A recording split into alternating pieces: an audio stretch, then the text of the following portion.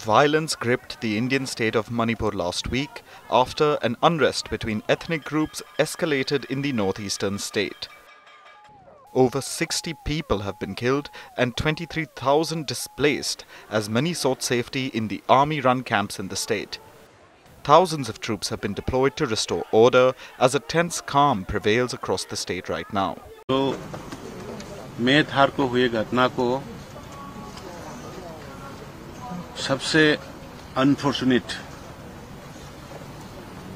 हम लेते हैं और इसी घटना में जो जान गई है एज पर the available report as of now around 60s सब इनोसेंट हैं और इंजूर हुआ है अराउंड 231 पीपल सीरियस है माइनर है और घर उड़ चढ़ा है around 1,700 houses were burned down.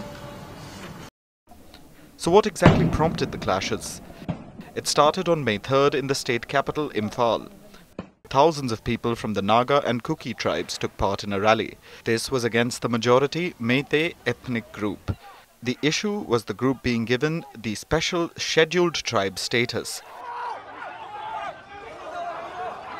The Meitei community is a largely Hindu ethnic group. It accounts for around 50% of the state's population. The group has long campaigned to be recognized as a scheduled tribe. This would give them access to wider benefits in the state. Tensions between the Meitei and the other groups have been simmering for some time, but the latest protest was the flashpoint. Violence erupted in the regional capital Imphal and elsewhere, with protesters setting fire to vehicles and buildings. Meitei communities, they were entering from house to house. They kick down the door and they grab the things that they can carry, they light, and after that they burn the houses and they went going on burning from one house to another house till they complete it. And for the first time, when they burn it, they left some houses unburned and they storm in after 2 days again and they completely burn it. And nothing is left standing in our village. Our village have been burned down yesterday, that is Saturday, during daytime. So since we don't have village houses, everything since it was burned down, then we have no place to stay there. So we were rescued by some rifle from our village, so that we stay there since last night, and today we have been going to another, as we say, camp. People on the afternoon of 4th May, some people belonging to the majority community, that is Meitei, community, came with a large crowd and suddenly started attacking us from at the direction of my village.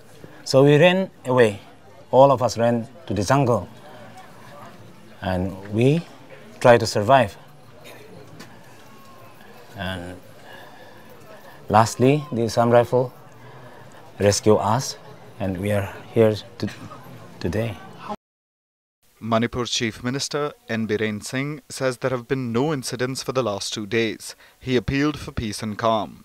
India's Home Minister Amit Shah is also monitoring the situation.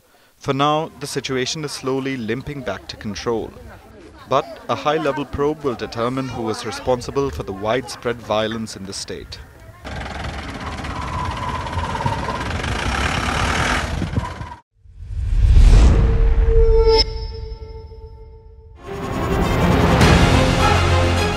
Email exchanges from inside the BBC, they talk about the risk of violating Indian laws. It's easier to rake up the freedom of speech debate, but does it give anyone a free pass to knowingly violate the law? America supports India because it needs India's support in return.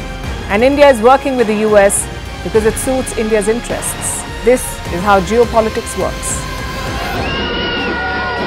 Last night, he diffused a crisis with his defense minister. But today, Netanyahu was confronted with a new problem. His cabinet seems to have rebelled against him. The UK is looking at the Indian subcontinent to fill its coffers. That India seems to be negotiating from a position of power, like a partner and not a former colony.